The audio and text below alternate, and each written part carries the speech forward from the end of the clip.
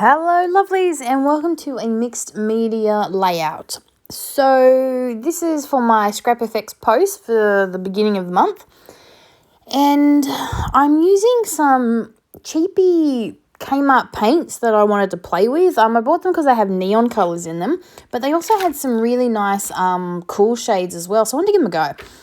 So I'm using them very, very heavily. I've splooshed them onto my background. And then I'm going to get one of my silicone brushes, spatula type things. I think it's actually called a catalyst tool. And I'm going to spread it out, and I'm going to keep it pretty thick. I just love the bold colours, I don't know, I just love, the only downside is obviously it takes a long time to dry. So when I'm impatient, this is, not the thing for me. But I didn't want paint strokes on the page. I wanted really bold, thick, heavy paint. So to achieve that, I'm using the catalyst very lightly just to spread the paint down to give me an area for my photo, not to spread the paint out, if that makes sense. So I'm keeping it very, very thick and very thickly applied. I come back in with some more of the lime green just to it's actually fluoro green, I think, just to even out my sides, and then I'm going to dry it. I do use a heat gun. I actually think I might have left this for a little while as well, because the only way to make sure that it really, really works well is to let it dry overnight. So very important.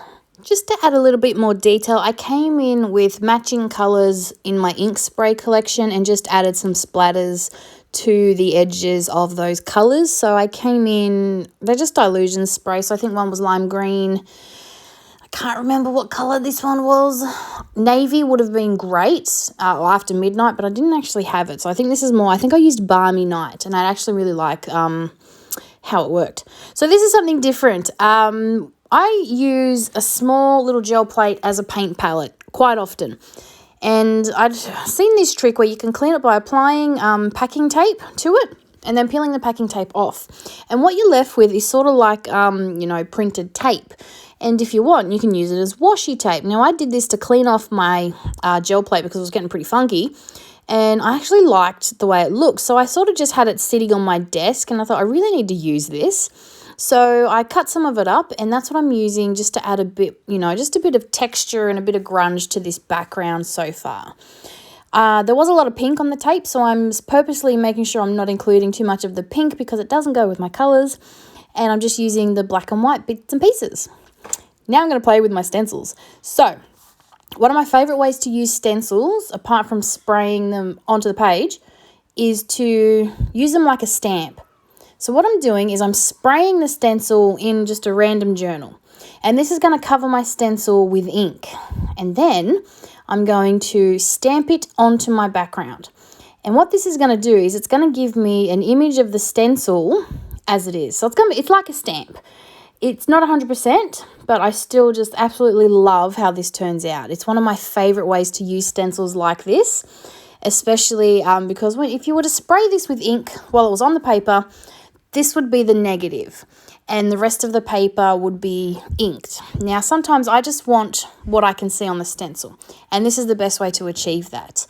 To spray the stencil on a separate piece of paper or in a journal, and then slap it on the page gently if you want a nice image, and then just, rolling some paper towel on it just to get that impression really good. So this is that gel plate I was telling you about. I use it as an ink pad. As you can see, I'm applying paint to it. I use it as a paint palette, but also an ink pad, basically. So when I use foam stamps or when I do a mixed media background, instead of using ink, I like to use paint. I just like the bold look it gives. I like that it's more crisp, it's bolder, it's more opaque. Sometimes with ink, it can be hit and miss, and if you don't apply enough ink, which I have a really bad habit of doing, so I like to use paint. So what I do is I put some paint onto my my gel plate, use a little brayer to roll it out, and then apply it to my stamps, especially foam stamps like these. So these are the Scrap FX stamps, and they're all foam stamps. They come on their own little acetate sheet, like a stamp block.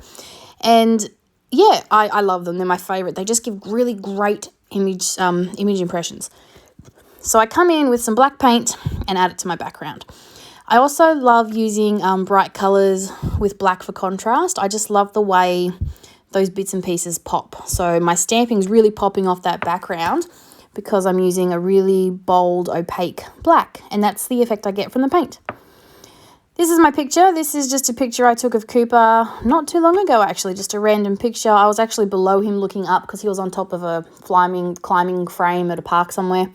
And I just really like how you've got all that blue sky in the background. It was a really great picture. And I thought it really, really worked with this background and these colours. So I've just got some cotton thread and I have slapped that down in my background just to go behind my photo, because just to give it a little something more. And then I am matting my photo down. Now, this is, I forgot to add it in my blog post. Hopefully someone realises that I've forgotten to add it. This is a chipboard frame from Scrap FX. I've had this in my stash for a while, but I'm really trying to use more of my stash. I'm trying to use things that I don't tend to use often. And when was the last time you saw me use anything chipboard on a scrapbook layout? Yep. So I decided to use this on this layout because it actually worked perfectly. It was the perfect size to add a nice little frame around the photo.